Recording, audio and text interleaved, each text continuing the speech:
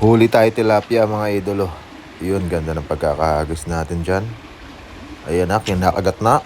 Fish on mga idol. Huli yan. Wow, ang lakas ah. Wow, solid. Yun oh.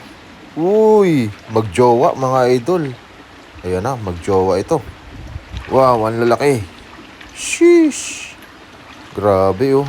Ang lalaki naman na ito. Grabe ba. Buti kinaya pa ng ating fishing rod eh. Wow, ang tataba. Di kayo rito. Ayan. Ay, yung isa i-release natin mga idol. Ayun oh, yung parang babae. Maliit kasi eh. Aring lalaki iuwi natin na ito. Yan, ito lalaki to eh. Oo nga, confirm mga idolo, ito yung lalaki. Ayan oh, nahawakan ko eh. Ayan oh, lalaki yan mga idol. Ito yung babae.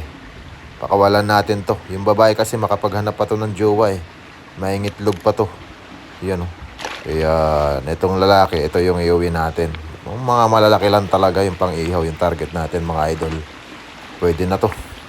Quality na to.